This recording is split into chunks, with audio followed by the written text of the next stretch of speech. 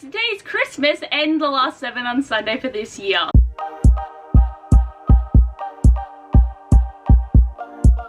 I hope everyone is having a great day. Clearly I am pre-filming this, and I also scheduled this for upload because I'm going to be very busy at the point when this video will go out in the world, and everyone will probably watch it in the next few days, but I'm trying to get there and get it actually uploaded on the right day. But I do hope everyone's having an amazing Christmas and everyone gets lots of presents and lots of books and eats lots of food and just has a really great day. But today I'm here to talk about 2020 releases that I didn't get to in 2022. So I made a list of like about 30 books, and I think I only got to like 12 of them, which I'm still happy with, but I could have maybe read more. But really, I read what I read, and I was focusing on things that were either for readathons or movies were coming out or just the vibes if I wanted to read this. But I have 7 contemporaries that I had on my list that I really wanted to read that I just didn't get to, and I hope that in next year's span they will definitely get read. So the first book I have is Weather Girl by Rachel Lynn Solomon. So I'm going in order of when these books came out. So this one came out all the way back in January, so there is no excuse for why I have not read this, except for the fact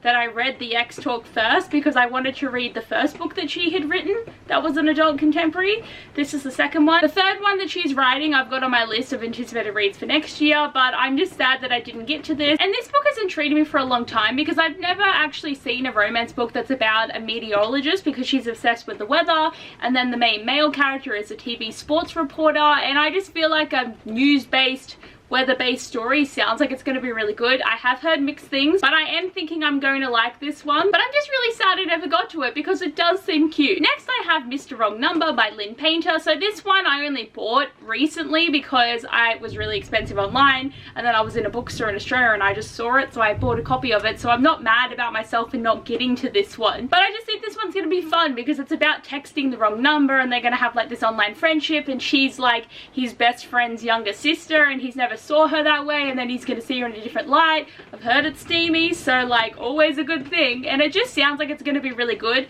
And I also have another book by this author on next year's anticipated reads list, so I've definitely got to get to these two because I want to read more from them. Next I have A Brush with Love by Maisie Edding, and this is one that I think is also unique because what book have you read that's about dentists? Like, I think it's going to be very interesting.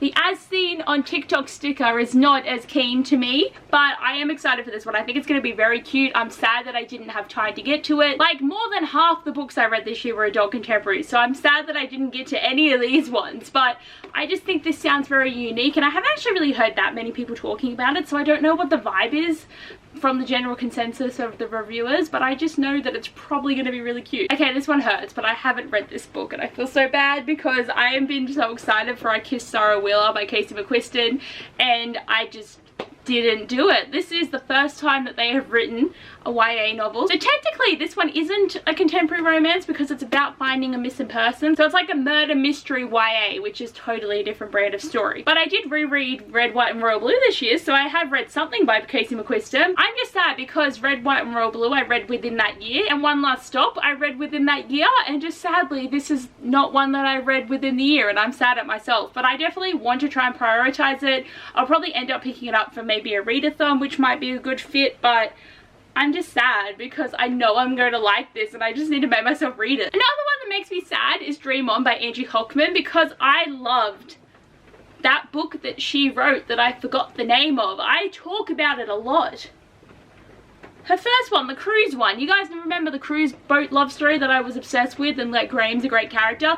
Anyway, I was so excited that she was writing another book because I loved her first one so much, but then I didn't buy this for her, and then I finally did get a copy, and then this copy is smaller than the other copy, so I'm always sad when things don't match. It is so annoying. But she like literally meets the man of her dreams that she dreamed about 5 years ago, and then she meets him and like she falls in love with him, and I'm like, this is gonna be so epic. Like, I for sure need to prioritize this. Like, all of these need to be prioritized, but I definitely want to get to this one. Another one that makes me really sad is The American Roommate Experiment by Eleanor Armas. I loved the Spanish Love Deception, and I read it earlier this year, and I got this book, and it is so tiny. It would be such a quick and easy read, but I didn't get to it. Like, I got to Love on the Brain because I feel like The Love Hypothesis and The Spanish Love Deception were two like books at similar times with similar vibes, in my opinion, because I love both the men, and they've got, you know, the ideas of them falling first and just being so lovey-dovey and such grumpy grumps, and the girls being so sunshiny. Like, they've got the vibes there, and I'm just sad that I didn't get to both of these sequels because I just wanted to. And I know that I will end up buddy reading this with Miranda. Like, I think we have plans to do it next month.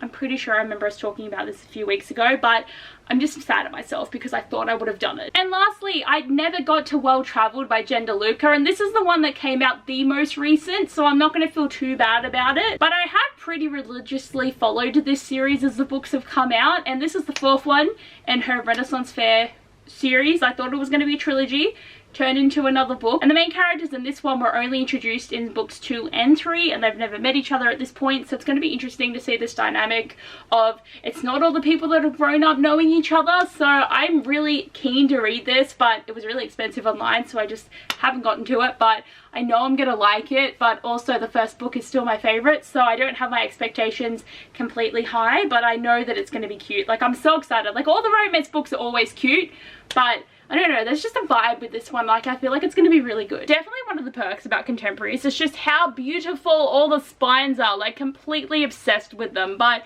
these are all books that I didn't get to, but I'm glad that there is no thick boy fantasies because these will all be really easy to get through. Well, anyway guys, that is all for today's video and the last 7 on Sunday of this year. And also, just forewarning, a lot of the topics for next month's videos are videos I've already filmed or I plan on doing a video of separately, so I feel like I'm only going to probably end up doing 1 or 2 of the themes from next month. It gives me pause to be able to do a lot of my wrapping up and it's a new year videos.